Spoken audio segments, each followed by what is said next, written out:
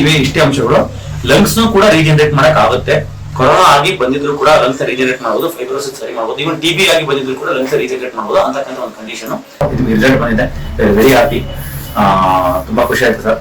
ಮತ್ತೆ ನಾವ್ ಹೇಳೋಣ ಸರ್, ನಮಗೆ ತುಂಬಾ ಖುಷಿ ಆಯ್ತು.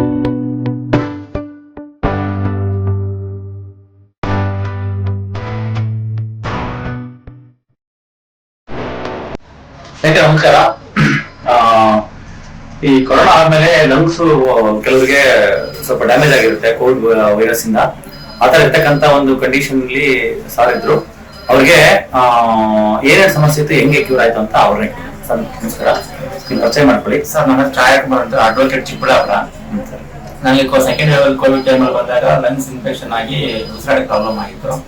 ಅಂತ ಕಫನ ಜಾಸ್ತಿ ಆಯ್ತು. ಅದರಿಂದ ಎಲ್ಲರೂ ನಿಮ್ಗೆ ಅಸ್ತಮಾ ಇದೆ ಅಂತ ಹೇಳ್ತಾ ಇದ್ರು. ಸೊ ನನ್ನ ತಂದೆ ತಾಯಿ ಅಥವಾ ಮನೆಯಲ್ಲಿ ಯಾರು ಇಲ್ಲ, ಅಸ್ತಮಾ ಪೇಷಂಟ್ ಯಾರು ಇಲ್ಲದೆ ಕಾರಣ ನನ್ ಡೌಟ್ ಬರ್ತಾ ಇತ್ತು, ಅಸ್ತಮಾ ಇಲ್ಲ, ಇದು ಬೇರೆ ಏನು ಪ್ರಾಬ್ಲಮ್ ಆಗಿದೆ ಅಂತ. ಸೊ ನನ್ನ ಮಿಸಸ್ ಇಲ್ಲಿ ಬರ್ತಾ ಇದ್ರು ಮೊದಲೇ, ಅವ್ರ ಆಲ್ರೆಡಿ ವಾಸಿ ಆಗಿತ್ತು. ಆ ಕಾರಣದಿಂದ ನಾನು ಇಲ್ಲಿ ಬಂದು ನೋಡಿದಾಗ, ಚೆಕ್ ಮಾಡಿಸ್ಕೊಂಡಾಗ ನನಗೆ ಎಲ್ಲ ಆ ವಿಟಮಿನ್ಸು ಸುಮಾರು ತರ ಬ್ಲಡ್ ಚೆಕ್ಅಪ್ ಮಾಡಿದ್ರಿಂದ ನಂಗೆ ಗೊತ್ತಾಯ್ತು. ಸರ್ ಹೇಳೋದು ನನಗೆ ನಿಮ್ಗೆ ವಿಟಮಿನ್ಸ್ ಕಡಿಮೆ ಇದೆ ಅನ್ನೋ ಕಾರಣಕ್ಕೆ ವಿಟಮಿನ್ಸ್ ಟ್ರೀಟ್ಮೆಂಟ್ ಕೊಡಿದ್ರೆ ನಂಗೆ ವಾಸಿ ಆಗಿದೆ, ಕಫ ಯಾವುದು ಬರ್ತಾ ಇಲ್ಲ. ಸರ್ ನಿಮ್ಗೆ ಅಸ್ತಮಾ ಫಸ್ಟ್ ಇತ್ತ ಅಂತ, ನಿಮ್ಗೆ ಕೊರೋನಾಗಿನ ಮುಂಚೆ ಅಸ್ತಮಾ ಇತ್ತ? ಇಲ್ಲ ಸರ್, ಇಲ್ಲ, ಯಾವಾಗ ಬಂದಿಲ್ಲ. ಫ್ಯಾಮಿಲಿ ಮೆಂಬರ್ಸ್ ಯಾರು ಇಲ್ಲ, ನಾನು ವಾಕಿಂಗು ಅದು ಏನು ಅಭ್ಯಾಸ ಇಲ್ಲ ಸರ್. ಇಲ್ಲ ಸರ್.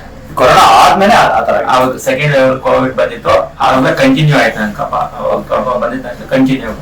ಓಕೆ. ಸೊ ಆಕ್ಚುಲಿ ಏನ್ ಬರೀ ಕಫ ಬರೋದಷ್ಟೇ ಇತ್ತ ಅಥವಾ ಬೇರೆ ಏನ್ ಸಮಸ್ಯೆ? ಕೆಂಪು ಬರ್ತಾ ಇತ್ತು, ಸಣ್ಣ ಸಣ್ಣ ಗುಳ್ಳೆ ಅಲರ್ಜಿ ತರ ಆಗ್ತಾ ಇತ್ತು, ಮೂಗೆಲ್ಲ ಕೆಂಪು ಆಗ್ತಾ ಇತ್ತು. ಈಗ ನನಗೆ ಓಕೆ. ಅದು ನಿಮ್ಗೆ ಕೊರೋನಾ ಆದ್ಮೇಲೆ ಸೊ ಒಂದ್ ಕಂಡೀಷನ್ ಆಗಿರುತ್ತೆ, ಫೈಬ್ರೋಸಿಸ್ ಅಂತ ಕರಿತೀವಿ. ಲಂಗು ಮೈಲ್ಡ್ ಫೈಬ್ರೋಸಿಸ್ ಆಗಿರುತ್ತೆ. ಅದು ಫೈಬ್ರೋಸಿಸ್ ಆಗಿರೋ ಕಾರಣದಿಂದ ನಿಮ್ಗೆ ಮೆಟ್ಲತ್ವದಲ್ಲಿ ಉಪ್ಸು ಬರ್ತಾ ಇತ್ತು. ಹೌದು. ನೀವು ಏನೆಲ್ಲಾರು ಆತರ ಯೂಸ್ ಮಾಡ್ತಾ ಇದ್ರ? ಮಾಡಿಲ್ಲ ಸರ್, ಕೊಟ್ಟಿದ್ರು. ಈಗ ನಾನು ಯೂಸ್ ಮಾಡ್ತಾ ಇಲ್ಲ. ಓಕೆ. ತಿಂಗಳಿಗೆ ಎಷ್ಟು ದಿನ ಯೂಸ್ ಮಾಡ್ತಾ ಇದ್ರಿ? ನಾನು ಡೈಲಿ ಮಾಡ್ತಾ ಇದ್ದೆ ಸರ್, ಬೆಳಿಗ್ಗೆ ಮಧ್ಯಾಹ್ನ ಸಾಯಂಕಾಲ. ಯಾವ್ದು ಯೂಸ್ ಮಾಡ್ತಾ ಇದ್ದೆ? 3 ಟೈಮ್ ಯೂಸ್ ಮಾಡ್ತಾ ಇದ್ದೆ. ಯಾವ್ದು ಯೂಸ್ ಮಾಡ್ತಾ ಇದ್ದೆ? ಸಿಪ್ಲಾ ಕಂಪ್ನಿ. ಯಾವ್ದು? ಸಿಪ್ಲಾ ಕಂಪ್ನಿ. ಪಂಪ್ ಯೂಸ್ ಮಾಡ್ತಾ ಇದ್ರೆ ಅಥವಾ ಕ್ಯಾಪ್ಸೂಲ್ ಹಾಕೊಂಡ್ಬಿಟ್ಟು ಪಂಪ್ ಯೂಸ್ ಮಾಡ್ತಾ ಇದ್ದ? ಏರೋಕಟ್ ದಿನಕ್ಕೆ 100 ಯೂಸ್ ಹೌದು. ಒಂದ್ಸರಿ 4 ಯೂಸ್ ಮಾಡ್ತಾ ಇದ್ದೆ. ಅದು ಕೂಡ ಕಡಿಮೆ ಆಗ್ತದೆ. ಇವಾಗ ಇಲ್ಲಿಗೆ ಬಂದ್ಮೇಲೆ ಯೂಸ್ ಮಾಡೋದು ನಿಲ್ಸಿದ್ರೆ? ನಿಲ್ಸಿ 100%. ಎಷ್ಟು ದಿನ ಆಯ್ತು? ನಾನು ನಿಲ್ಸಿ ಈಗ 1 ತಿಂಗಳ ಮೇಲೆ ಆಗ್ತದೆ. ಒಂದಿನ ತಗೊಂಡಿಲ್ಲ? ಇಲ್ಲ, ತಗೊಂಡಿಲ್ಲ. ಓಕೆ. ಸ್ನೇಹಿತರೆ, ಇದು ಲಂಗ್ ಫೈಬ್ರೋಸಿಸ್ ಆಗಿರುತ್ತೆ. ಲಂಗ್ ಫೈಬ್ರೋಸಿಸ್ ಆದಾಗ ಅದು ಮತ್ತೆ ರಿಕವರಿ ಆಗುತ್ತೆ. ನಾನು ಎಲ್ಲರಿಗೂ ಹೇಳ್ತಾ ಇರ್ತೀನಿ, ಲಂಗ್ ಫೈಬ್ರೋಸಿಸ್ ಆಗಲಿ, ಇವನ್ನ ಈಗ ಬೇರೆ ಏನೇ ಮಂಡಿ ಆಗ್ಬೋದು, ಸೊಂಟ ಆಗ್ಬೋದು, ಎಲ್ಲರೂ ಕೂಡ ಒಂದೇನೋ ಒಂದು ಟೆಂಪರರಿ ಆಗಿ ಬ್ಲಡ್ ಸರ್ಕ್ಯುಲೇಷನ್ ಇಶ್ಯೂ ಇಂದ ಈ ತರ ಆಗಿರುತ್ತೆ. ಮತ್ತೆ ನಾವು ರೀಜನರೇಟ್ ಮಾಡಕ್ ಸಾಧ್ಯ ಅಂತ ಹೇಳ್ತಾ ಇರ್ತೀನಿ. ರೀಜನರೇಟ್ ಮಾಡಕ್ಕೆ ನಾವು ಟ್ರೈ ಮಾಡುವಾಗ ಬಂದು ಮೇನ್ಲಿ ಫುಡ್ ಅಲ್ಲಿ ನಾವು ವೇರಿಯೇಷನ್ಸ್ ಮಾಡ್ಬೇಕಾಗುತ್ತೆ. ನೀವು ಫುಡ್ ಅಲ್ಲಿ ಏನೇನು ಬಿಟ್ಟಿದ್ರಿ ಸರ್? ಫುಡ್ ಅಲ್ಲಿ ನಾನು ಯಾವ್ದು ರಿಫೈನ್ಡ್ ಆಯಿಲ್ ಯಾವ್ದು ತಿಂತಾ ಇದ್ದೆ ಸರ್, ಹೇಳ್ದಂಗೆ. Very good. ಆ ನಂತರ ಚಪಾತಿ, ರೋಟಿ, ಕರಿ ಇವೆಲ್ಲ ಆಯಿಲ್ ಮೊದಲು ತಿಂತಾ ಇದ್ದೆ. ಆಮೇಲೆ ಕಾಫಿ, ಟೀ ಕುಡಿತಾ ಇದ್ದೆ. ಟೀ ಕುಡಿದಾಗ ಜಾಸ್ತಿ ಆಗ್ತಾ ಇತ್ತು, ನಂಗೆ ಗೊತ್ತಾಗ್ತಾ ಇದ್ದಿಲ್ಲ, ಲೈಟ್ ಜಾಸ್ತಿ ಆಗ್ತಾ ಇತ್ತು. ಇವಾಗ ಎಲ್ಲ ಬಿಟ್ಟಿದ್ದೀನಿ, ಏನು ಪ್ರಾಬ್ಲಮ್ ಇಲ್ಲ. ಸ್ನೇಹಿತರೆ, ಇದೆ ಇವತ್ತು ನಾನು ವಿಡಿಯೋ ಹಾಕಿದ್ದೆ, ಟೀ ಬಿಟ್ಟು ಜ್ಯೂಸ್ ಕುಡಿದು ಎನರ್ಜಿ ಜಾಸ್ತಿ ಮಾಡ್ಕೊಂಡು ಹೆಣ್ಮಕ್ಳು ಅಂತ. ಸೊ ಅದು ಅರ್ಥ ಇಷ್ಟೇ. ಹೆಣ್ಮಕ್ಳು ಟೀ ಕುಡಿಯೋದೇನಿದೆ, ಬೆಳಗ್ಗೆ ಹೊತ್ತಾಗ ನಮ್ಗೆ ಜಾಸ್ತಿ ಕೆಲಸ ಮಾಡಕ್ ಶಕ್ತಿ ಬರುತ್ತೆ ಅಂತ ಟೀ ಕುಡಿತಾರೆ.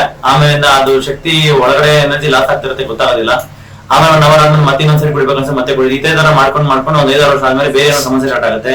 ಒಂದು ಥೈರಾಯ್ಡ್ ಸ್ಟಾರ್ಟ್ ಆಗುತ್ತೆ, ಇಲ್ಲ PCOD ಸ್ಟಾರ್ಟ್ ಆಗುತ್ತೆ, ಇಲ್ಲಾಂದ್ರೆ ಅಸ್ತಮಾ, ಹೇರ್ ಫಾಲ್, ಆತರ ಏನೋ ಎಲ್ಲಾ ವಿಚಾರಗಳು ಬರ್ತವೆ.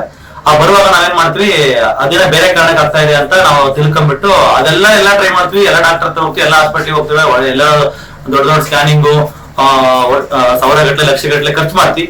ಬಟ್ ಅಷ್ಟು ಮಾಡಿದ್ರು ಕೂಡ ಏನೋ ಅದು ಕ್ಯೂರ್ ಆಗ್ತಕ್ಕಂತ ಒಂದು ಪರಿಸ್ಥಿತಿ ಬರಲ್ಲ. ಯಾಕಂತಂದ್ರೆ ಮೂಲ ಕಾರಣ ಇಲ್ಲೇ ನಾವೇ ಡ್ಯಾಮೇಜ್ ಮಾಡ್ಕೊಂತಿದ್ವಿ. ಟೀ ಆಗ್ಬೋದು, ಕಾಫಿ ಆಗ್ಬೋದು ಕುಡ್ಕೊಂಡ್ಬಿಟ್ಟು ನೋಡಿ ಚಪಾತಿ, ಗ್ರೇವಿಸ್, ಕರೀಸ್ ಎಲ್ಲ ತಿನ್ಕೊಂಡ್ಬಿಟ್ಟು ಇಲ್ಲ ಮಾಡ್ಕೊಂತಿರ್ತೀವಿ. ಸೊ ಹಂಗಿರುವಾಗ ಇವ್ರಿಗೂ ಕೂಡ ಅದೇ ತರ ಇಮ್ಯುನಿಟಿ ಟ್ರಿಗರ್ ಆಗ್ತಾ ಇತ್ತು, ಹೈಪರ್ ಸೆನ್ಸಿಟಿವ್ ಆಗ್ತಾ ಇತ್ತು. ನಾರ್ಮಲ್ ವಾತಾವರಣದಲ್ಲಿ ಇರ್ತಕ್ಕಂಥ ನಾರ್ಮಲ್ ಡಸ್ಟ್ ನಾರ್ಮಲ್ ಮನುಷ್ಯರಿಗೆ ಹೆಂಗೆ ಅದು ಅಲರ್ಜಿ ಆಗಲ್ಲ, ಬಟ್ ಇವ್ರಿಗೆ ಅದು ಅಲರ್ಜಿ ತರ ಕನ್ವರ್ಟ್ ಆಗ್ತಾ ಇತ್ತು. ಅದು ಕೊರೋನಾ ಎಫೆಕ್ಟ್ ಅಂತ ಹೇಳಕ್ಕಾಗಲ್ಲ, ಅದು ಕೊರೋನಾ ಆದ್ಮೇಲೆ ರೀಜನರೇಟ್ ಮಾಡ್ಕೋಬೇಕಾಗಿತ್ತು. ನಾವು ರೀಜನರೇಟ್ ಮಾಡ್ಕೊಂಡಿಲ್ಲ because of these things. So ಇವ್ರಿಗೆ ಅಸ್ಮಾ ಅಂತ ಹೇಳ್ಬಿಟ್ಟು ಇವ್ರಿಗೆ ಕರೆಕ್ಟ್ ಆಗಿ ಅಡ್ವೊಕೇಟ್ ಆಗಿರೋದ್ರ ಸ್ವಲ್ಪ ರಿಸರ್ಚ್ ಮೈಂಡ್ ಇದೆ. ನಮ್ಮ ಫ್ಯಾಮಿಲಿಯಲ್ಲಿ ಯಾರಿಗೂ ಇವ್ರಿಗೆ ಹೆಂಗಿದೆ ಅಂತ, ವಂಶದಲ್ಲಿ ಯಾರು ಇಲ್ಲ, ಇವ್ರಿಗೆ ಹೆಂಗ್ ಬಂದಿದೆ ಅಂತ ನೀವು ಥಿಂಕ್ ಮಾಡಿದ್ರ. ಬಟ್ ಆಕ್ಚುಲಿ ರೂಟ್ ಕಾಸ್ ಗೊತ್ತಾಯ್ತಲ್ಲ ಸರ್ ಹಿಂಗೆ ಅಂತ, ಮೂಲ ಕಾರಣ ಹೆಂಗ್ ಬರ್ತಾ ಇದೆ, ಟೀ ಕಾಫಿ ಅದನ್ನ ಗೊತ್ತಾಗ್ತಿದೆ ಅಂದ್ರೆ ನಿಮ್ಗೆ ಗೊತ್ತಾಗಿದೆ. ಸೊ ನೀವು ಅವಾಯ್ಡ್ ಮಾಡಿದ್ರ ಅವಾಯ್ಡ್ ಮಾಡೋದ್ರಿಂದ ಇವರು ಏರೋಕಾರ್ಡ್ ಅಂತಕ್ಕಂಥ ಒಂದು ಸ್ಟಿರಾಯ್ಡ್ ಇನ್ಹೇಲರ್ ಕೊಟ್ಟಿರ್ತಿದ್ರು ಡಾಕ್ಟರ್, ಮುಂಚೆ ಅದನ್ನು ಸ್ಟಾಪ್ ಮಾಡಿದ್ರೆ. ಅದರಿಂದ ಆ ಸ್ಟಾಪ್ ಮಾಡಿರೋದ್ರಿಂದ ಇವ್ರಿಗೆ ಫ್ಯೂಚರ್ ಅಲ್ಲಿ ಬರ್ತಕ್ಕಂಥ ಕಾಂಪ್ಲಿಕೇಶನ್ ಸ್ಟಾಪ್ ಆಯ್ತು. ಡಯಾಬಿಟಿಸ್ ಬರ್ಬೋದು, ಬೋನ್ಸ್ ಎಲ್ಲ ಟೊಳ್ಳ ಸೊಂಟ ನೋವು, ಮಂಡಿ ನೋವು ಬರ್ಬೋದಾಯ್ತು, ರುಮಟಾಯ್ಡ್ ಆರ್ಥರೈಟಿಸ್, ಇವಿ ಆ ತರ ಕನ್ವರ್ಟ್ ಆಗ್ತಕ್ಕಂಥ ಚಾನ್ಸಸ್ ಎಲ್ಲ ಇತ್ತು. ಅದೆಲ್ಲ ಅವಾಯ್ಡ್ ಆಗಿದೆ. ಮತ್ತೆ ಮುಖ್ಯವಾಗಿ ಆ ಒಂದು ಯೂಸ್ ಮಾಡಿಲ್ಲ ಅಂದ್ರೂ ಕೂಡ ಇವಾಗ ಆಸ್ಮಾ ಬಂದಿಲ್ಲ, ಅಂದ್ರೆ ಆ ಒಂದು ಬ್ರೀತಿಂಗ್ ಇಶ್ಯೂಸ್ ಆಗಿಲ್ಲ, ಅದು ಇದಾಗಿದೆ. ಸೊ ಸರ್, ನೀವು ನಿಮ್ ಮಿಸೆಸ್ ಮನೆಯವರು ಅಂತ ಹೇಳಿದ್ರಲ್ಲ, ಮಿಸೆಸ್ ಏನಕ್ಕೆ ಬಂದಿರುತ್ತೆ ಸರ್? ಅವ್ರಿಗೆ ಅವ್ರ ಹೆಸರು ವಿನುತ ಅಂತ. ಸುಮಾರು 4 ತಿಂಗಳಿಂದ ಬರ್ತಾ ಇದ್ದಾರೆ. ಅವ್ರಿಗೆ ಗರ್ಭಕೋಶ ಪ್ರಾಬ್ಲಮ್ ಆಗಿ ಸೈಡ್ ಎಫೆಕ್ಟ್ಸ್ ಎಲ್ಲ ರಿಮೂವ್ ಮಾಡಾಕ್ತಿದ್ವಿ ಚಿಬ್ಲಾಭದಲ್ಲಿ ಗರ್ಭಕೋಶ. ಸೈಡ್ ಎಫೆಕ್ಟ್ಸ್ ಆಗಿ ಮತ್ತೆ ನೋವುಗಳೆಲ್ಲ ಬರ್ತಾ ಇದ್ರಿಂದ ಇಲ್ಲಿ ಬಂದ್ಮೇಲೆ ವಾಸಿ ಸರ್. ಏನೇನು ಪೇನ್ ಇತ್ತು? ಕಾಲು ನೋವು, ಕೈ ನೋವು, ಸೊಂಟ ಎಲ್ಲ ನೋವು ಬರ್ತಾ ಇತ್ತು. ಬಹಳಷ್ಟು ಕಡಿಮೆ ಆಗಿದೆ. ಅವ್ರಿಗೆ ಅದಕ್ಕೆ ಸರ್ಜರಿ ಆತರ ಏನಾದ್ರು ಹೇಳಿದ್ರು? ಸರ್ಜರಿ ಹೌದು, ಮತ್ತೆ ಮಾಡ್ಬೇಕು ಅಂತ ಹೇಳಿದ್ರು. ಏನ್ ಸರ್ಜರಿ ಹೇಳಿದ್ರು? ಅನಿಯ ಪ್ರಾಬ್ಲಮ್ ಆಗಿದೆ, ಮಾಡ್ಬೇಕು ಅಂತ ಹೇಳಿದ್ರು. ಮತ್ತೆ ಅವೆಲ್ಲ ಏನಿಲ್ಲ, ಮತ್ತೆ ಸುಮ್ಮನೆ ಲೈಟ್ ಆಗಿ ನೋವುಗಳು ಬರ್ತಾ ಇದ್ರೆ ಮುಖ್ಯವಾಗಿ ಸ್ನೇಹಿತರೆ, ಇವ್ರದ್ದು ವಿನಿತಾ ಮೇಡಮ್ ಹೇಳ್ಬೇಕಂದ್ರೆ ಅವ್ರಿಗೆ ಮೇನ್ಲಿ ಬಂದು ಗರ್ಭಕೋಶ ರಿಮೂವ್ ಮಾಡ್ಬಿಟ್ರೆ, ಯಾರೇ ಒಂದು ಹೆಣ್ಮಕ್ಳಿಗೆ ಗರ್ಭಕೋಶ ಒಂದ್ಸರಿ ರಿಮೂವ್ ಮಾಡಿದ್ವಿ ಅಂತಂದ್ರೆ, ಬಿಕಾಸ್ ಆಫ್ ಗರ್ಭಕೋಶ ರಿಮೂವ್ ಮಾಡ್ತಕ್ಕಂಥ ಸಿಚುವೇಶನ್ ಬಿಗ್ ಬ್ಲೀಡಿಂಗ್ ಜಾಸ್ತಿ ಆಗ್ತದೆ, ಗರ್ಭಕೋಶ ಗಡ್ಡೆ ಆಗಿದೆ, ಗರ್ಭಕೋಶ ದಪ್ಪ ಆಗಿದೆ, ಹಿಂಗೇನೋ ಒಂದು ಕಾರಣದಿಂದ ಗರ್ಭಕೋಶ ರಿಮೂವ್ ಮಾಡ್ಬೇಕಂತ ಇದ್ ಮಾಡ್ತೀವಿ. ಅಂದ್ರೆ ಇದು ಕ್ಯಾನ್ಸರ್ ತೆರಿಕೊಂಡಂತೆ ತೆರಿಕೊಂಡಿದ್ದು ಏನೋ ಒಂದ್ ಇರುತ್ತೆ. ಬಟ್ ಆತರ ಯಾವ್ದು ಇರಲ್ಲ. ಯಾಕಂದ್ರೆ ನಾವು ಮೂಲ ಕಾರಣ ವರ್ಕ್ ಮಾಡಿದ್ರೆ, ನಾವು ಮೂಲ ಕಾರಣ ಕ್ಯಾನ್ಸರ್ ಆಗಲಿ ಏನಾದ್ರು ಬರೋದು ಇನ್ನು sugar, refined oil, gluten, wheat, chapati ಇವೆಲ್ಲ ಏನ್ ಯೂಸ್ ಮಾಡ್ತೀವಲ್ಲ, ಬ್ರೆಡ್, ಬಿಸ್ಕೆಟ್, ಅದರಿಂದಾನೇ ಬರೋದು.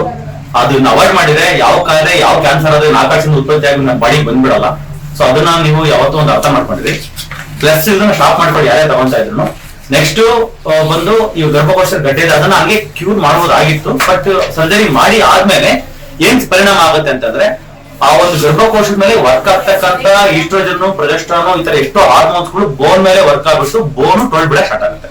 ಬೋನು ಟೊಳ್ ಬಿಡುವಾಗ ಸೊಂಟದಲ್ಲೂ ಟೊಳ್ಳು ಆಗುತ್ತೆ, ಮಂಡಿದಲ್ಲೂ ಟೊಳ್ಳು ಆಗುತ್ತೆ, ಬೇರೆ ಬೇರೆ ಎಲ್ಲೆಲ್ಲ ನಾವು ಯೂಸ್ ಮಾಡ್ತೀವಿ, ಜಾಸ್ತಿ ಯೂಸ್ ಮಾಡೋದ್ರಿಂದ ಎಲ್ಲ ಟೊಳ್ಳು ಆಗುತ್ತೆ. ಅವಾಗ ಆಬ್ವಿಯಸ್ಲಿ ಆಸ್ಟಿಯೋಪೊರೋಸಿಸ್, ಆಸ್ಟಿಯೋಪಿನಿ, ಆಸ್ಟಿಯೋಪೊರೋಸಿಸ್ ಒಂದು 2 ಕಂಡೀಷನ್ ಆಗ್ಬಿಟ್ಟು ಬಾಡಿ ಫುಲ್ ಪೇನ್ ಜಾಸ್ತಿ ಆಗ್ತಾ ಹೋಗುತ್ತೆ. ಪೇನ್ ಜಾಸ್ತಿ ಆದಾಗ ಅವಾಗ ಅದಕ್ಕೆ ಮತ್ತೆ ಇನ್ನೊಂದು ಸರ್ಜರಿ, ಆಲ್ರೆಡಿ ಗರ್ಭಕೋಶ ತರದಿರೋದೇ ಒಂದು ದೊಡ್ಡ ಬ್ಲೆಂಡರ್, ಮತ್ತೆ ಅದಕ್ಕೊಂದು ಸರ್ಜರಿ ಹಿಂಗೆ ಹೋಗಿ ಫೈನಲಿ ಒಂಥರ ನಾವು ಕಷ್ಟದಲ್ಲಿ ಜೀವನ ಮಾಡ್ತಕ್ಕಂಥದ್ದು.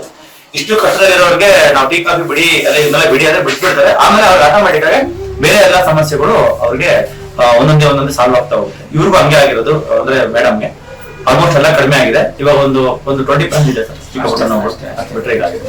ನಿಮ್ಗೆ 8% ರೆಡಿ ಆಗಿದೆ ಸರ್? ನಾನು ಹೇಳ್ಬೇಕಂದ್ರೆ 99%.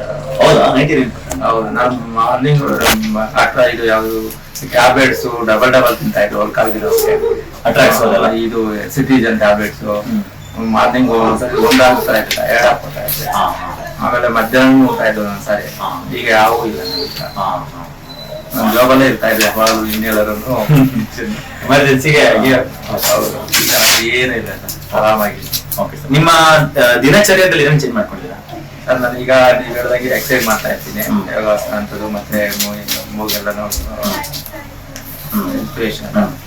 ಆನಂತರ ಎಣ್ಣೆಗಳೆಲ್ಲ ಏನ್ ಬಿಟ್ಟಕ್ಕೆ ಹೋಗಲ್ಲ, ಕಾಫಿ ನೋಡೋಕೆ ಹೋಗೋದಿಲ್ಲ. ಸಾಗರ ಮಟ್ಟಿಗೆ ಹೋಟೆಲ್ ಅಲ್ಲಿ ಊಟ ಮಾಡಕ್ಕೆ ಹೋಗೋದಿಲ್ಲ. ಮನೆಯಲ್ಲಿ ಸಾಕಾಗಿದೆ. ನಿಮ್ಮ ಎಕ್ಸ್ಪೀರಿಯನ್ಸ್ ಓವರ್ ಆಲ್ ಇವಾಗ ಹೆಂಗಿದೆ ಸರ್? ತುಂಬಾ ಚೆನ್ನಾಗಿದೆ, ಆರಾಮಿತ್ತು. ನಾನು ತುಂಬಾ ಚೆನ್ನಾಗಿ, ನನಗೆ ವಾಸಿ ಆಗಲ್ಲ ಅಂತ ಬಂದಿತ್ತು. ಇದೇ ಆಗುತ್ತೆ, ನನ್ನ ಬಿಸ್ನೆಸ್ ಹಿಂಗೆ ಆಯ್ತು, ನಾನು ಹಿಂಗಾದ್ರೆ ಜೀವನ ಅಂತ. ಮಕ್ಕಳು ಎಷ್ಟು ಸರ್ ಈಗ UK. ನೀವೆಲ್ಲಿ ಪ್ರಾಕ್ಟೀಸ್ ಮಾಡಿದ್ರಿ? ಚಿಕ್ಕಬಳ್ಳಾಪುರ. ಮತ್ತೆ ಇನ್ನೊಂದು ಹೇಳಿದ್ರಿ ನೀವು, ಎಕ್ಸರ್ಸೈಸ್ ನನಗೆ ಇಂಟ್ರೆಸ್ಟ್ ಆಯ್ತು, ಅದು ಶಂಕ ಓದ್ತೀವಿ, ಅದು ಯಾವಾಗ ಓದ್ತಿದ್ರಿ ಸರ್? ನಾನು ಈಗ ಇಲ್ಲಿ ಬಂದ್ಮೇಲೆ ಸ್ಟಾರ್ಟ್ ಮಾಡಿದ್ದಾರೆ. ಅಂದ್ರೆ ನೀವೇ ಸ್ವಯಂ ಸ್ಟಾರ್ಟ್ ಮಾಡ್ಕೊಂಡು? ಇಲ್ಲ ಸರ್, ನೀವು ಎಕ್ಸರ್ಸೈಸ್ ಮಾಡಕ್ ಹೇಳಿದ್ರು. ನಂಗೆ ಒಂಚೂರು ಯೋಗ ಅವೆಲ್ಲ ಗೊತ್ತಿತ್ತು, ಬಟ್ ಲೇಜಿ ಆಗಿದ್ದೆ ಅದರಿಂದ ಶಂಕ. ಅದು ತುಂಬಾ ಡೀಪ್ ಬ್ರೀತ್ ಮಾಡ್ಬಿಟ್ಟು ಒಳಗಡೆ ಮಾಡ್ಬಿಟ್ಟು ಆಮೇಲೆ ಫುಲ್ ಎಕ್ಸರ್ಸೈಸ್ ಮಾಡಿ ರಿಲ್ಯಾಕ್ಸ್ ಆಗ್ಬಿಟ್ಟು ನಂತರ ಆಮೇಲೆ ಪೂರ್ತಿ ಹೊರಗಡೆ ಆಗ್ಬಿಟ್ಟು, ಅದು one of the best respiratory exercises ಶಂಕ ಓದೋದು. ಮತ್ತೆ ಅದೇ ತರ ಏನು ಪ್ರಾಣಾಯಾಮ ಆಗ್ಬೋದು, ನಾವು ಉಸಿರಾಡ್ಕೊಂಡು ಹೋಲ್ಡ್ ಮಾಡ್ಬಿಟ್ಟು ಬಿಡೋ ಅಂತ ಆತರ ಯಾವ್ದೇ ಆಗ್ಬೋದು. ಮೇನ್ಲಿ ಲಂಗ್ಸ್ ಅಲ್ಲಿ ಮತ್ತೆ ಲಿವರ್ ಅಲ್ಲಿ, ಕಿಡ್ನಿನಲ್ಲಿ, ಇವೆಲ್ಲನೂ ಕೂಡ ಬಾಡಿನಲ್ಲಿ ಇರ್ತಕ್ಕಂಥ ಡಿಟಾಕ್ಸಿಫಿಕೇಶನ್ ಆರ್ಗನ್ಸ್ ಅಂತ. ಈ ಕರಳು ಅವೆಲ್ಲ, ಸೊ ಸ್ಕಿನ್, ಈ ತರ ಒಂದು 5-6 ಆರ್ಗನ್ಸ್ ಇದಾವೆ. ಅವನ್ನ ನಾವು ಶುದ್ಧಿ ಇಟ್ಕೊಂಡ್ರೆ ಬಾಡಿ ಅವತ್ತಿಂದ ಅವತ್ತೇ ಟಾಕ್ಸಿನ್ಸ್ ನ ಆಚೆ ಹಾಕ್ಬಿಟ್ಟು ಕ್ಲೀನ್ ಆಗಿರುತ್ತೆ. ನಾವು ಯಾವಾಗ ನಾವು ಕ್ಲೀನ್ ಮಾಡ್ಕೊಳ್ಳೋದು ಅವಾಗ ಕಾಯಿಲೆಗಳು ಡೈಲಿ ಅಕ್ಯುಮಿಲೇಟ್ ಆಗ್ತಾವ. ಹೆಂಗಂದ್ರೆ ಒಂದು ಕೊಡ ಒಂದೇ ದಿನ ತುಂಬಲ್ಲ, ಸ್ವಲ್ಪ ಸ್ವಲ್ಪನೇ ತುಂಬ್ತಾ ಹೋಗುತ್ತೆ, ಒಂದ್ ದಿನಕ್ಕೆ ಫುಲ್ ಆಗುತ್ತೆ. ಹಂಗಾಗಿ ನಾವು ಟೀ ಕುಡಿತಿರ್ತೀವಿ, ಕಾಫಿ ಕುಡಿತಿರ್ತೀವಿ, ಏನೋ ಪೈನ್ ಆಗ್ತಿರ್ಬೋದು, ನಾನು ಚೆನ್ನಾಗಿದ್ದೀನಿ ಅಂತ ಕೆಲವರು ಚೆನ್ನಾಗಿರೋ ಮಾಡ್ಕೋಬಹುದು. ಬಟ್ ಅವ್ರದ್ದು ಆ ಲೆವೆಲ್ ಫುಲ್ಫಿಲ್ ಆದ ತಕ್ಷಣ ಅವ್ರಿಗೂ ಕೂಡ ಪೈನ್ ಪ್ರಾಬ್ಲಮ್ ಸ್ಟಾರ್ಟ್ ಆಗುತ್ತೆ. ಸೊ ಇದೇ ತರ one of the best way lungs ನ ಕ್ಲೀನ್ ಮಾಡ್ಕೊಳಕ್ಕಿರ್ತಕ್ಕಂಥ ರೆಸ್ಪಿರೇಟರಿ ಎಕ್ಸರ್ಸೈಸಸ್.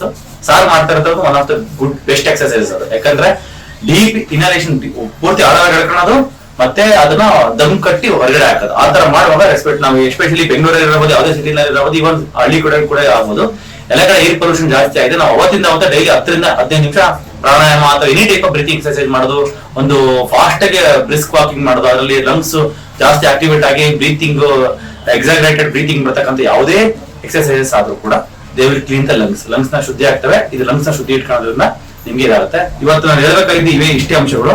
ಲಂಗ್ಸ್ ಕೂಡ ರೀಜನರೇಟ್ ಮಾಡಕ್ ಆಗುತ್ತೆ. ಕೊರೋನಾ ಆಗಿ ಬಂದಿದ್ರು ಕೂಡ ಲಂಗ್ಸ್ ರೀಜನರೇಟ್ ಮಾಡಬಹುದು, ಫೈಬ್ರೋಸಿಸ್ ಸರಿ ಮಾಡಬಹುದು, ಇವನ್ ಟಿಬಿ ಆಗಿ ಬಂದಿದ್ರು ಕೂಡ ಲಂಗ್ಸ್ ರೀಜನರೇಟ್ ಮಾಡಬಹುದು ಅಂತಕ್ಕಂಥ ಒಂದು ಕಂಡೀಷನ್. ಅದನ್ನ ಹೇಳೋದಕ್ಕೆ ಯಾರೋ ಒಂದು ಉದಾಹರಣೆ ತರ ಎಕ್ಸ್ಪ್ಲೇನ್ ಮಾಡಿದೆ ಸ್ನೇಹಿತರೆ. ಸರ್, ನಮ್ಮ ಸ್ನೇಹಿತರೆ ವೀಕ್ಷಕರಿಗೆ ಏನ್ ಹೇಳಕ್ ಇಷ್ಟಪಡ್ತೀನಿ ಸರ್? ನಾನು ಈಗಾಗಲೇ ನಿಮ್ಮ ಆಸ್ಪತ್ರೆ ಸುಮಾರು ಜನ ರೆಫರ್ ಮಾಡಿದ್ದೀನಿ, ಆಲ್ರೆಡಿ ಬುಕ್ ಮಾಡಿದ್ದೀವಿ. ಸುಮಾರು ಜನ ಬಂದು ಹೋಗಿದ್ದಾರೆ. ನನ್ನ ನೀವು ಕರ್ಕೊ ಬನ್ನಿ ಸರ್, ಜೊತೆಲಿ ಬನ್ನಿ ಅಂತ ನನ್ನ ಕೆಲಸ ಹೋಟೆಲ್ ಜಾಸ್ತಿ ಬರಕ್ಕಾಗಿಲ್ಲ. ಈ ಫಸ್ಟ್ ಬಂದಿದ್ದು ಮಾರ್ಚ್ 17. ಹೌದೌದು. ಅಲ್ಲಿ ಈಚೆಗೆ ನಾನು 7-8 ಜನ ಕಳ್ಸ್ಕೊಟ್ಟಿದ್ದೀನಿ. 2 ತಿಂಗಳು ನಮ್ಮ ಕೊಡೋದು ಕೆಲಸ ಅವರನ್ನು ಕಳ್ಸ್ಕೊಟ್ಟಿದ್ದೀನಿ. ಆಲ್ರೆಡಿ ಬಂದು ಫೆಡರಲ್ ಕೊಟ್ಟಿದ್ದೀವಿ, ಬಂದು ಕೊಡೋದು ಹಾಕಿದ್ದಾರೆ ನನಗೆ. ಸರ್ ವೈಟ್ ಬಂದಿದ್ದೀವಿ ಸರ್ ಅಂತ. ಸೊ ನಾನು ಕೆಲಸ ಜಾಸ್ತಿ ಇರೋದನ್ನ ನಮ್ಗೆ ತರಕಾಗ್ತಾ ಇಲ್ಲ. ಸೊ ನಾನು ಎಲ್ಲರಿಗೂ ಹೇಳ್ತಾ ಇರ್ತೀನಿ, ಏನೇ ಪ್ರಾಬ್ಲಮ್ ಆಗಲಿ ಚೆಕ್ ಮಾಡೋದ್ರಲ್ಲಿ ಮಾತ್ರ ನಂಬರ್ 1. ನಾನು ಬ್ಲಡ್ ಚೆಕ್ ಮಾಡಿ ಏನೋ ಹೆಚ್ಚು ಕಡಿಮೆ ಆಗಿರುತ್ತೆ ಅಂದ್ರೆ ಯಾಕೆ ಮಾಡಲೇ ಇಲ್ಲ. ಸೊ ಇಲ್ಲಿ ಬಂದು ಚೆಕ್ ಮಾಡಿದ್ಮೇಲೆ ಏನ್ ಅವಶ್ಯಕತೆ ಇದೆ ಅದನ್ನ ಕೊಟ್ಟಿದ್ದಾರೆ. ಸರಿಯಾಗಿದೆ ನನಗೆ ಆರೋಗ್ಯ, ತುಂಬಾ ಖುಷಿ ಆಗುತ್ತೆ. ನೀವು hospital as A advocate usually research ತುಂಬಾ ಕ್ರಾಸ್ ಚೆಕ್ ಮಾಡ್ತೀರಾ, ಎವಿಡೆನ್ಸ್ ಕಲೆಕ್ಷನ್ ಜಾಸ್ತಿ. ಈ ಹಾಸ್ಪಿಟಲ್ ಜೀರೋನ್ ಇದೆ ಅಂತ ನಿಮ್ಗೆ ಎವಿಡೆನ್ಸ್ ಖಂಡಿತ ಸರ್. ನಾನು ಯಾವತ್ತು ನೀವು ಬ್ಲಡ್ ಚೆಕ್ ಮಾಡಿ ನಿಮ್ಗೆ ಏನೇನು ಕಡಿಮೆ ಇದೆ, ಏನೇನು ಹೆಚ್ಚಾಗಿದೆ ಅಂತ ಹೇಳಿದ್ರೆ ಅವತ್ತು ನನ್ಗೆ ಖುಷಿ ಆಯ್ತು. ಇದು ನನಗೆ ಒಳ್ಳೆ ರಿಸಲ್ಟ್ ಕೊಡುತ್ತೆ ಇಲ್ಲಿ ಅಂತ ನಿಮಗೆ ನಂಬಿಕೆ ಬಂತು. ವಿತ್ ಪ್ರೂಫ್ ಸಮೇತ ನಾವು ಅದು ಮಾಡ್ತೀವಿ. ವಿತೌಟ್ ಸುಮ್ನೆ ಅದು ಜಾಸ್ತಿ ಇದೆ ಆ ತರ ಹೇಳ್ದಂಗೆ ಇದು ಮಾಡೋಣ. ಮತ್ತೆ ಮಿಸಸ್ ಬಂದಿದ್ದು ಯೂಟ್ಯೂಬ್ ನೋಡ್ಕೊಂಡ್ ಬಂದ ಯಾರು ಕರ್ಕೊಂಡ್ ಸರ್? ಯೂಟ್ಯೂಬ್ ನೋಡ್ಕೊಂಡು ಅವರೇ ಫಸ್ಟ್ ಅವಾಗ ನೀವು ಬಂದಿಲ್ಲ? ನಾನು ಬಂದಿರಲಿಲ್ಲ. ನಾನು ಸುಮಾರು 4 ತಿಂಗಳಿಂದ ಬರ್ತಾ ಇದ್ದೆ. ನಾನು ಯಾವತ್ತೂ ಬಂದಿರಲಿಲ್ಲ. ಕೆಲಸ ಮೇಲೆ ಅವ್ರು ಕರೀತಾ ಇದ್ರು, ತುಂಬಾ ಕರೀತಾ ಇದ್ರು. ನಾನು ಫಸ್ಟ್ ಅವ್ರಿಗೆ ವಾಸಿ ಆದ್ಮೇಲೆ ನೀವು ಬರೋ ಸ್ಟಾರ್ಟ್. ಅವರಿಗೆ ವಾಸಿ ಆಗಿದ್ದು ನಿಮ್ಗೆ ನೋಡಿ ಏನು ಅನಿಸ್ತು? ಸರ್ ತುಂಬಾ ಖುಷಿ ಆಯ್ತು. ನಾನು ಸುಮಾರು ಈಗ ಒಂದು 20-25 ಲಕ್ಷ ಖರ್ಚು ಮಾಡಿ ಅವರಿಗೆ. ಹೌದು, ಈ ಸಮಸ್ಯೆ ಹೌದು. ಈ ಸಮಸ್ಯೆಗೆ 2,000 ಲಕ್ಷ. ಹೌದು, 2018 ಈಚೆಗೆ. ಅಂದ್ರೆ 5 ವರ್ಷಕ್ಕೆ 25 ಲಕ್ಷ, ವರ್ಷಕ್ಕೆ 5 ಲಕ್ಷ 6 ಲಕ್ಷ. Operation 3 operation. ನಂತರ 10,000 ಇಂಜೆಕ್ಷನ್ಗಳು, 15,000 ಇಂಜೆಕ್ಷನ್ಗಳು ತುಂಬ ಹಾಕ್ಸಿದ್ವಿ ಸರ್. ಯಾವ್ದು 15,000 ರೂಪಾಯಿ ಮೇಲೆ ಇಂಜೆಕ್ಷನ್ ಅವೆಲ್ಲ ಹಾಕ್ಸಿ, ಮತ್ತೆ ಅವ್ ಹೇಳಿದ್ದೆಲ್ಲ ಮಾಡಿ ಎಲ್ಲ ಫ್ರೂಟ್ಸ್ ಎಲ್ಲ ಜೀವನ ಮಾಡಿಸಿ ಒಂದು 2 ವರ್ಷ. ಒಂದು 20-25 ಲಕ್ಷನೇ ಆಗಿದೆ. ಇದು ಬಿಲ್ಲಿಂಗ್ ನನ್ನ ಹತ್ರ 12 ಲಕ್ಷ ದುಡ್ಡಿದೆ. ಹಾಸ್ಪಿಟಲ್ ಬಿಲ್ಲಿಂಗ್ ಬಾಪ್ಟಿಸ್ಟ್ ಆಗಿರ್ಬೋದು, ಇಲ್ಲಿ ಯಾವ್ದೋ ಒಂದು ಪ್ರೈವೇಟ್ ನರ್ಸಿಂಗ್ ಹೋಮ್ ಆಗಿರ್ಬೋದು, ಮತ್ತೆ ಇಂದೂಪುರ ಅಲ್ಲಿ ಲಂಡನ್ ರಿಟೈರ್ಡ್ ಆಗಿ ಬಂದಿದ್ದಾರೆ. ಅವ್ರು ಚೆನ್ನಾಗಿ ನೋಡ್ತಾರೆ. ಅವರೇ ನಮಗೆ ಬೆಂಗಳೂರು ಕಡೆ ಹೋಗಿ ಒಳ್ಳೆ ಹಾಸ್ಪಿಟಲ್ ನೋಡಿ ಅಂತ ಹೇಳಿದ್ರು. ಅಂತ ಸರ್ಚ್ ಮಾಡಿದಾಗ ಈ ತರ ನಿಮ್ದು ನೀವು ಸರ್ಚ್ ಮಾಡ್ಬಿಟ್ರೆ ಮೇಡಮ್ ಸರ್ ನಮ್ಮ ಬಿಸ್ನೆಸ್ ಅವರೇ ಸರ್ಚ್ ಮಾಡ್ವಾ? Okay, very good sir. ಚೆನ್ನಾಗೆಲ್ಲ ಎಕ್ಸ್ಪ್ಲೇನ್ ಮಾಡಿದೆ ಸರ್ ಫ್ರಮ್ ಅಡ್ವೊಕೇಟ್ ಪರ್ಸ್ಪೆಕ್ಟಿವ್ ಇಂದ. ಯಾಕಂದ್ರೆ ಒಬ್ಬ ಮನುಷ್ಯನಿಗೆ ಲಾಜಿಕಲ್ ಮೈಂಡ್ ಇರ್ಬೇಕು. ಲಾಜಿಕಲ್ ಮೈಂಡ್ ಬಂದು ಅಡ್ವೊಕೇಟ್ಸ್ ಅವ್ರು. ಯಾಕಂದ್ರೆ ಎಲ್ಲಾನು ಕೂಡ ಇದನ್ನ ಲೈಕ್ ಕ್ರಾಸ್ ಚೆಕ್ ಮಾಡ್ಬಿಟ್ಟು ಒಂದು ಎವಿಡೆನ್ಸ್ ಪ್ರಕಾರ, ಒಂದು ರಿಸರ್ಚ್ ಪ್ರಕಾರನೇ ಚೆಕ್ ಮಾಡ್ಬೇಕಾಗುತ್ತೆ. ಸುಮ್ಮನೆ ಬಂದು ಬ್ಲೈಂಡ್ ಎಲ್ಲೂ ಬಿಡಬಾರ್ದು. ಸೊ ನೀವು ಬಂದಿದ್ರೆ ಅವತ್ತೇ ಹೇಳಿದೆ ಸರ್, ನಾನು ಅವ್ರಿಗೆ ಖಂಡಿತ ವಾಸಿ ಆಗುತ್ತೆ ನನಗೆ. ಬ್ಲಡ್ ಅಲ್ಲಿ ಏನ್ ಕಡಿಮೆ ಇದೆ ಅಂತ ಹೇಳಿದ್ದಾರೆ, ಕತೆ ಮುಗಿದು